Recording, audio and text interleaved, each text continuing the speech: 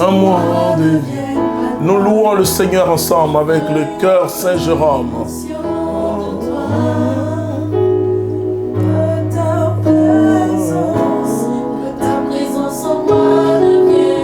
Le cœur Jérôme a la grâce d'avoir la chante Marie-Josée, la fille des psaumes. Alors loue le Seigneur avec nous. Avec le grand Gino, l'organisme international. La dimension du toucher, la dimension du toucher, la dimension de gloire, la dimension. Il te faut une nouvelle dimension d'onction. La dimension du toucher. Tu peux même lever les mains en bénissant ton Dieu. La dimension de puissance. Que ta présence, Seigneur, que ta présence en moi devienne réelle. Que ta présence en moi devienne palpable. Je veux une autre dimension de toi.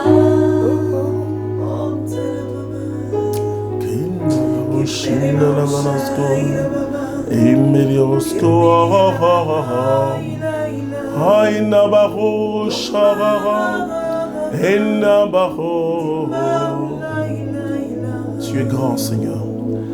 Je vous salue en ce mardi 19 novembre 2019. En ce milieu du jour, je vous dis Shalom Aleichem, que la paix de Dieu soit sur vous. Nous allons conclure notre cheminement sur les principes de la victoire, les principes divins, si vous voulez, de la victoire dans le combat spirituel. Nous allons aujourd'hui parler de comment vaincre les esprits de l'Antéchrist. Alors, je vais définir ce que c'est que l'Antéchrist et dire aux chrétiens que nous devons combattre l'Antéchrist et parce que nous avons déjà la victoire en Jésus-Christ. Bien-aimés, ne vous fiez pas, et je suis dans 1 Jean chapitre 4, à partir du verset 1. Bien-aimés, ne vous fiez pas à tout esprit, mais éprouvez les esprits pour voir s'ils viennent de Dieu, car beaucoup de faux prophètes sont venus dans le monde. À ceci, reconnaissez l'Esprit de Dieu. Tout esprit qui confesse Jésus-Christ venu dans la chair est de Dieu, et tout esprit qui ne confesse pas Jésus n'est pas de Dieu. C'est là l'esprit de l'Antichrist. Vous avez entendu dire qu'il allait venir, eh bien maintenant il est déjà dans le monde. Vous, petits enfants, vous êtes de Dieu et vous les avez vaincus. Car celui qui est en vous est plus grand que celui qui est dans le monde. Parole de notre Dieu. Qu'est-ce que l'Antéchrist? D'abord, le mot anti veut dire contre le Christ. Et donc, la parole de Dieu nous dit que les antichrists viendront. Alors, je vais aussi vous lire un texte que j'aime bien pour décrire un peu le monde spirituel. C'est 2 Thessaloniciens chapitre 2. Et ce texte est un des textes les plus importants pour parler de l'Antéchrist, de l'impie. La Bible surnomme aussi l'impie qui va venir. Mais laisse-moi te dire, mon frère, que toi, tu as la victoire par Jésus-Christ de Nazareth. Alors dis à celui qui est à côté de toi, j'ai la victoire par Jésus-Christ. Et je prends à partir du verset 2 Thessaloniciens, au chapitre 2, à partir du verset 3. Que personne ne vous séduise d'aucune manière. Auparavant doit venir l'apostasie et se révéler l'homme impie, l'être perdu, l'adversaire, celui qui s'élève au-dessus de tout, ce qui porte le nom de Dieu ou reçoit un culte, allant jusqu'à s'asseoir en personne dans le sanctuaire de Dieu, se produisant lui-même comme Dieu. Vous vous rappelez, n'est-ce pas, que quand j'étais encore près de vous, je vous disais cela. Et vous savez ce qui le retient maintenant, de façon qu'il ne se révèle qu'à son moment. Dès maintenant, oui, le mystère de l'impiété est à l'œuvre, mais que seulement celui qui le retient soit d'abord écarté. Alors l'impie se révélera et le Seigneur le fera disparaître par le souffle de sa bouche, l'anéantira par la manifestation de sa venue. Sa venue à lui, l'impie, aura été marquée par l'influence de Satan, de toute espèce d'œuvre de puissance, de signes et de prodiges mensongers, comme de toutes les tromperies du mal, à l'adresse de ceux qui sont voués à la perdition pour n'avoir pas accueilli l'amour de la vérité qui leur aura valu d'être sauvés. Voilà pourquoi Dieu leur envoie une influence qui les égare, qui les pousse à croire le mensonge, en sorte que soient condamnés tous ceux qui auront refusé de croire la vérité et pris parti pour le mal. Parole du Seigneur notre Dieu. Alors quand je mets, pas en parallèle, mais ensemble, ces deux textes, on peut définir l'Antichrist comme celui qui vient et qui prend le nom de Messie. On parle d'un pseudo-messianisme. Et donc il vient parce que le Christ, qui est le Messie, le Oint, il est l'unique Messie, alléluia. Il est la solution à tous les problèmes, à tous les maux de ce monde. Et l'Antichrist vient comme un faux Christ ou celui qui est contre Christ. Déjà, le livre de l'Apocalypse nous parle du chiffre 666. On nous parle de la bête. On nous parle de l'Antichrist, du faux prophète. Et donc, déjà, il y a un esprit d'égarement qu'on appelle l'esprit du faux prophète. Alors, qu'est-ce que l'Antichrist fait? C'est un pseudo, une autre façon de vivre une religion. Tout à l'heure, on en parlait. Et la plupart des chrétiens, qu'est-ce qu'ils veulent? Ils ne veulent pas la foi, ils veulent la magie. Or, je le dis, la magie, je prends cette paire de lunettes et je la transforme en jumelle. Et ceux qui sont là autour de moi n'ont rien à faire que de me voir faire. Alors, qu'est-ce que c'est que la foi? La foi, c'est quand Dieu dit à Moïse, jette ton bâton. Il jette son bâton par terre pour montrer que lui, Dieu, il est plus fort que les magiciens. Alors, il dit à Moïse, prends. Le bâton est devenu serpent. La foi, c'est avoir le courage de prendre le bâton en se disant, c'est le bâton, ce n'est pas le serpent. Donc, c'est voir autrement que ce que la vue naturelle me montre. Alléluia. Donc, la foi, se regarder, par exemple, quand on parle de l'Eucharistie, ce n'est pas un miracle, l'Eucharistie. C'est un mystère de la foi. Parce que, qu'est-ce que je vois? Je vois ce que les philosophes appellent les accidents, c'est-à-dire la forme, la couleur, et même le goût. Mais je dis, quand on dit le corps du Christ, je dis Amen, ça veut dire je crois, Seigneur, que tu es présent dans l'Eucharistie. Le Amen, c'est ce que ça veut dire. Vous voyez? Et vraiment, maintenant, ce qu'on appelle les miracles eucharistiques, c'est quand on voit changer.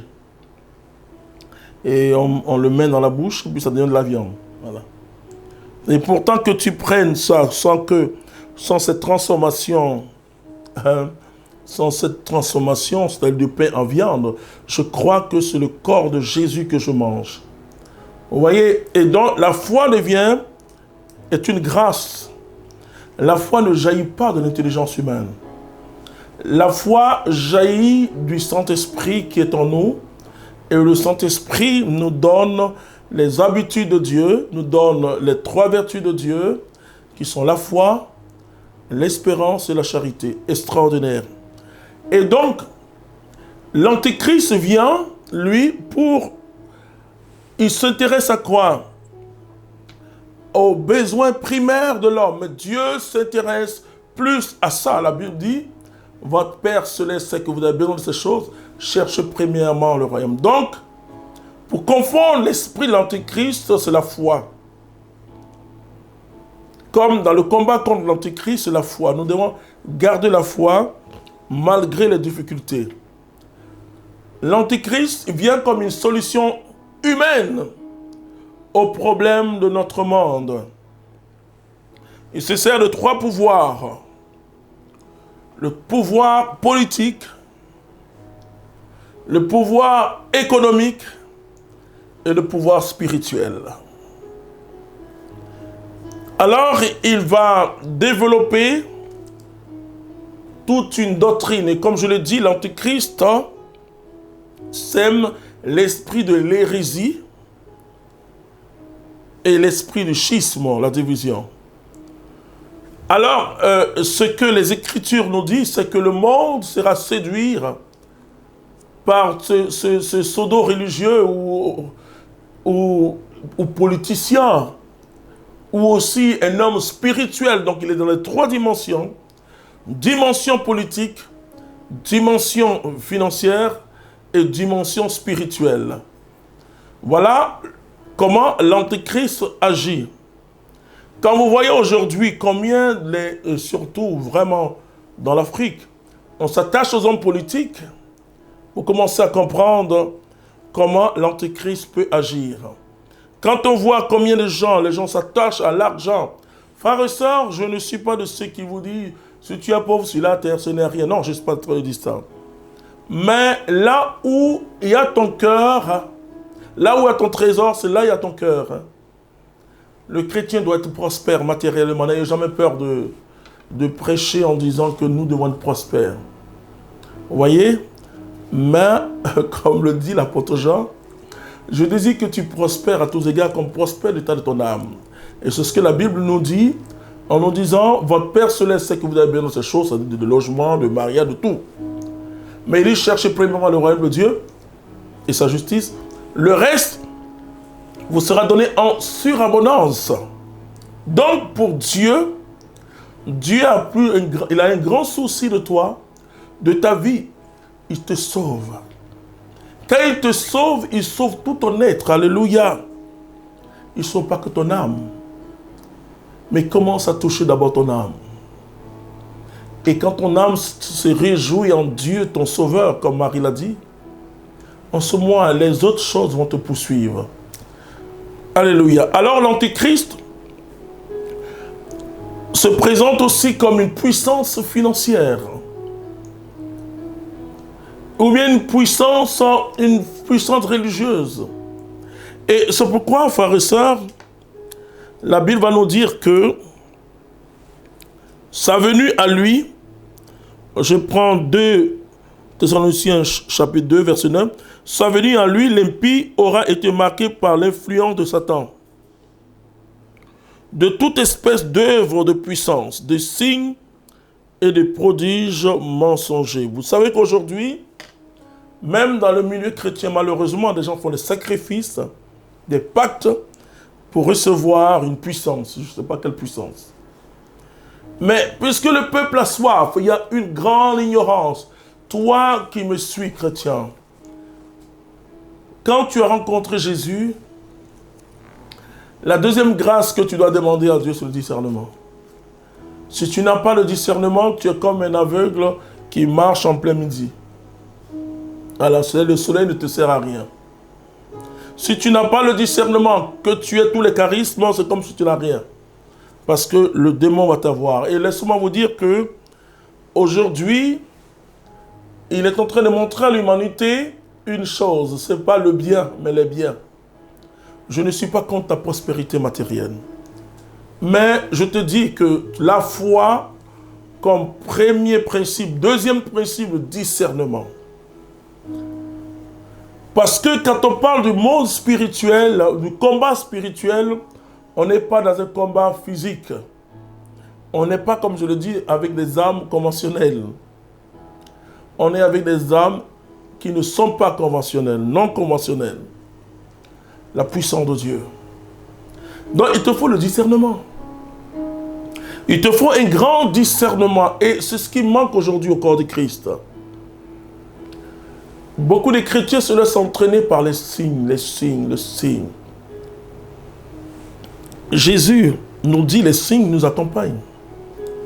Mais pourquoi tu cherches des signes? Je rencontre des gens qui me disent « Ah, je jeûne pour recevoir la puissance du Saint-Esprit. » Je dis « Mais c'est pourquoi? » Non, parce que j'ai vu Dieu t'utilise. Je veux que Dieu m'utilise. C'est tout. C'est tout ce que tu veux? La puissance? Non, frère. Laisse-moi te dire, non, sœur, laisse-moi te dire que pour recevoir la puissance, tu n'as même pas besoin de demander à Dieu. Aime comme Jésus aime. Demande à Dieu de te communiquer son amour et sa compassion pour les malades. Aime Jésus-Christ. Jésus a dit à Pierre, Pierre, m'aimes-tu? Mène l'œuvre de Dieu, ça les fait perdre mes brebis. Le fait de prêcher Jésus-Christ, de s'engager à Jésus-Christ et de suivre Jésus-Christ sans intérêt, la puissance est déjà là en toi. La puissance coule en toi, tu n'as même pas besoin de la voir. Elle est déjà là. Le jour où tu vas te présenter devant un cas où cette puissance doit se manifester, elle se manifestera. Tu as compris? Mais tu peux continuer à demander la puissance. Mais pour ressembler à Jésus, pour aimer Jésus. Donc, qu'est-ce que Jean dit? Il dit, en ceci nous connaissons l'Esprit de Dieu. Celui qui confesse Jésus-Christ venu de la chair. Mais l'Antéchrist ne confesse pas Jésus venu de la chair. Ça veut dire quoi? Ça veut dire que le mystère de l'incarnation même en tant que tel est refusé d'une certaine manière, et surtout la dimension divine de Jésus. On vous présente Jésus comme... On peut même prêcher. Mais qu'est-ce qu'on fait? On présente simplement la dimension historique du salut, mais pas la dimension eschatologique. Alors les hommes courent parce que on leur dit, tu auras telle chose, tu pourras bien manger, tu pourras bien dormir, c'est bien. Mais l'évangile n'est pas complet. C'est-à-dire ce Dieu qui sauve. Il nous sauve. Ce que nous recevons sur la terre n'est rien devant ce qui nous attend là-haut. Alléluia. Et l'évangile de Jésus-Christ touche l'homme dans sa condition humaine, historique. Il n'y a pas de problème. Mais en vue d'une dimension plus grande. C'est vrai que si quelqu'un n'a pas expérimenté ce que c'est que la joie de manger sur la terre, et comment on peut le dire au ciel, tu vas festoyer, il ne sait pas ce que ça veut dire. Voilà. Mais on ne doit jamais s'arrêter.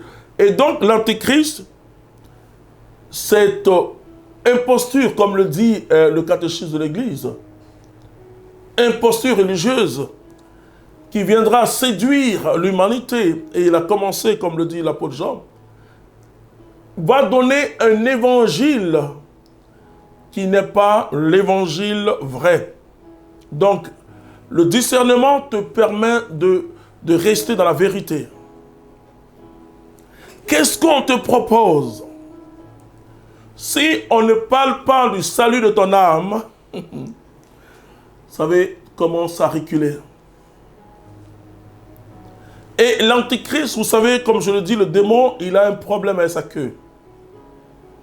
C'est-à-dire qu'il peut se présenter en costume, bien, mais il a un problème avec sa queue parce qu'il faut aller en arrière ou derrière ce qu'il dit pour voir sa queue. Alors vous dites, ah, c'est le diable. Nous sommes en face d'une grande séduction. Je vais vous dire le troisième principe qui va vous étonner. Ah oui. Je dis aux gens que je connais un grand prédicateur qui a prêché l'évangile. Il était même le premier prédicateur du monde. Il a prêché l'évangile partout, il a été crucifié. Mais il n'a pas de maison. Voilà. Il s'appelle Jésus-Christ de Nazareth. Hein? Vous voyez, parce qu'il faut faire très attention. La séduction vis-à-vis des biens de ce monde. Ce prédicateur Jésus-Christ de Nazareth, Et qu'est-ce que le démon a dit? Regarde tous ces royaumes-là, prosterne-toi devant moi et je vais te le donner. Qu'est-ce que c'est que prosterner devant le démon? C'est prendre ses idées à lui. Jésus a dit au diable qui avait poussé Pierre à parler, tes pensées ne sont pas celles de Dieu, mais c'est celles des hommes. C'est-à-dire que le grand piège du démon, c'est le matériel aujourd'hui. Beaucoup de chrétiens se disent, ils parlent de la prospérité, ou non, de la bénédiction à partir du matériel. Oui, c'est vrai. Tout don parfait vient de Dieu. Mais laisse-moi te dire quelque chose. J'ai 30 ans de ministère. Et je donne toute la gloire au Seigneur Jésus-Christ. Mon ministère a commencé par la délivrance et je dis merci à Dieu qui m'a enseigné. À lui soit la gloire. J'ai reçu Jésus-Christ entre 24 et 25 ans. Heureusement que Dieu m'a montré le combat spirituel. Alors, ce que je peux dire, l'un des plus grands pièges du diable, c'est le matériel. Et parfois, pour ceux qui ne comprennent pas bien l'Église catholique, ils ont l'impression que nous, on prêche la pauvreté. Non, attention, on ne prêche pas la pauvreté, on prêche la pauvreté évangélique. La pauvreté évangélique, c'est quoi? C'est d'être comme le Christ. Comme je dis, le seul prédicateur dans le monde que moi je connais qui n'a pas de maison, il s'appelle Jésus-Christ. C'est le détachement par rapport aux biens de ce monde. Le détachement ne signifie pas le mépris des biens de ce monde. Le détachement veut dire que je mets le matériel à sa juste valeur, pas plus que ça. Mon cœur ne s'attache pas au matériel, je ne vis pas pour le matériel, je vis pour Jésus-Christ de Nazareth. Le matériel, Dieu donne le matériel, j'ai la preuve. Je vis de la providence divine. Et Dieu donne le matériel, mais le matériel que Dieu donne, c'est pour son œuvre. Si vous êtes fidèle au Seigneur, le Seigneur est votre berger et vous ne manquerez de rien. Qu'est-ce que ça veut dire? Et on revient au Notre Père, Dieu qui nous donne notre pain quotidien. Alléluia. J'aime bien quand les hommes de Dieu sont vraiment, ne sont pas dans une nécessité matérielle.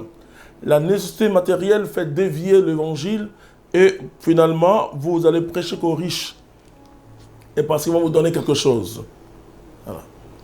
Vous voyez, alors que beaucoup de gens cherchent à habiter, et là je parle de ceux qui connaissent la Côte d'Ivoire, cherchent à habiter la commune de Cocody. Nous cherchons à habiter à Yopougon, à Djamé. On cherche une maison à Djamé où on touche la misère. Ou une maison à Trècheville. Pour ceux qui connaissent la Côte d'Ivoire, vous qui nous suivez depuis les États-Unis et partout, quand je parle d'Adjamé, c'est dans la capitale économique de la Côte d'Ivoire, Abidjan. Ce sont les quartiers. Dieu ne nous bénit pas matériellement pour nous-mêmes. Mais Dieu arrose son œuvre. Très important. Et l'homme de Dieu, quel que soit... Parce que Dieu, moi, je bénis le Seigneur pour d'autres qui brassent des milliards, peut-être. Mais ce que je peux vous dire, Dieu ne te bénit pas matériellement pour toi-même, mais pour son œuvre et pour les pauvres. Très important. L'Antéchrist pousse l'humanité à renoncer au bien pour chercher les biens. Ce sont ces pièges-là. Reste fidèle. Reste fidèle à Jésus-Christ de Nazareth. Vous voyez, beaucoup de gens me disent, bon, je me pose la question, mais est-ce qu'on peut être prédicateur et être homme d'affaires? Je dis, si tu étais homme d'affaires, que tu es prédicateur, tu peux continuer à être homme d'affaires. Mais si tu es, écoute-moi bien mon frère, ma soeur, si tu es prédicateur, tu ne peux pas être homme d'affaires. Non, ce n'est pas possible. Non, ce n'est pas possible. Et il faut faire attention, le grand piège, c'est que on ne doit jamais s'enrichir sur le dos du peuple de Dieu. écoutez-moi, c'est une malédiction. Regardez les gens qui viennent à nos prières. Oh. Et parfois, il y en a qui viennent avec un habit déteint, et des chaussures perforées. Mais ces gens-là viennent donner l'offrande. Oh, quand ils te donnent l'offrande, c'est pour l'œuvre de Dieu. Oh, bien sûr, tu peux manger dedans, comme je le dis à quelqu'un. Mais sache que c'est pour l'œuvre de Dieu. C'est Dieu. Alors, quels que soient les milliards que tu as pour l'œuvre de Dieu, sois sobre. Et quand tu es sobre, le démon a des problèmes.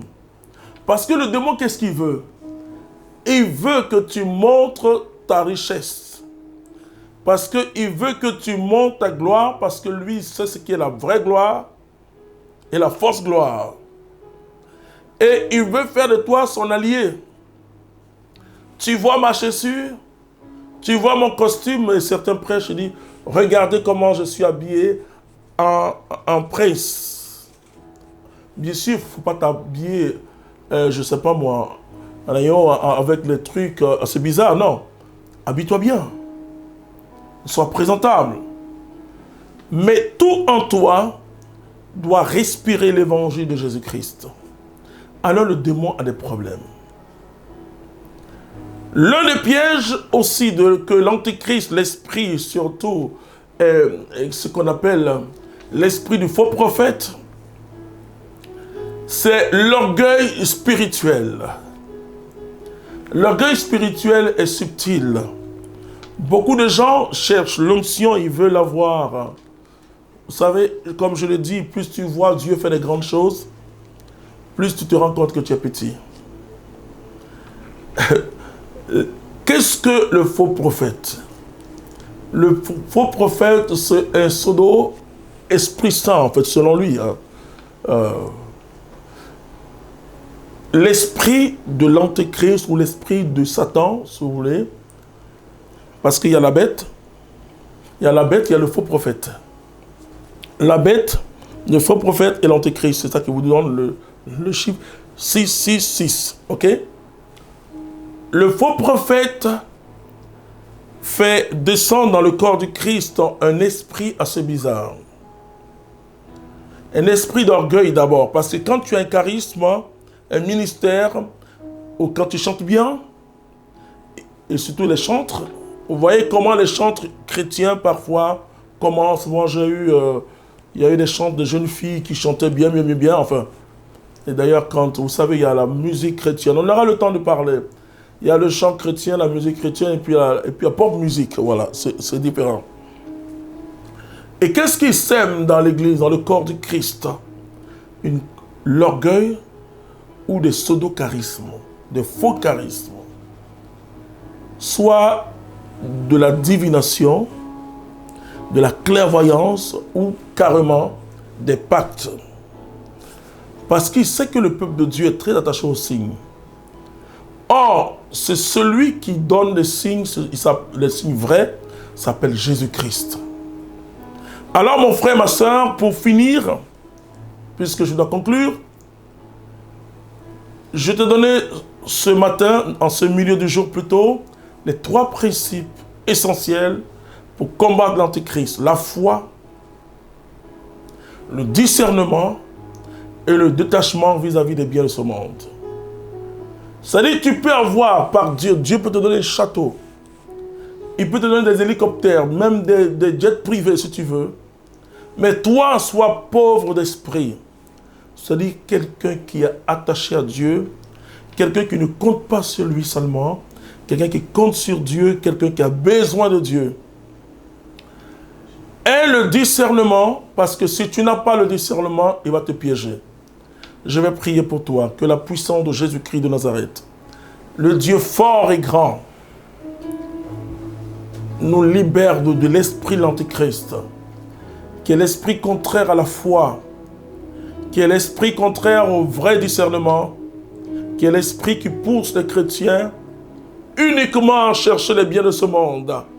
Père, libère ton peuple, car tu es en nous Et celui qui est en nous est plus fort que celui qui est au dehors. Nous avons la victoire au Père par le sang de Jésus et par la parole dont nous avons témoigné. Nous avons témoigné et nous témoignerons partout que Jésus-Christ est le Seigneur. Nous mépriserons notre vie parce que notre vie ne vaut plus rien devant l'excellence de ton amour pour nous. Merci, ô Dieu, de susciter une nouvelle génération de chrétiens qui ont le discernement et surtout qui t'aiment. Que Dieu vous bénisse. Je vous donne une annonce. On se retrouve pour l'instant Kairos le vendredi à 17h30 et on se retrouve aussi pour aller de prière le samedi à 13h00. Que Dieu vous bénisse. Amen. Oh.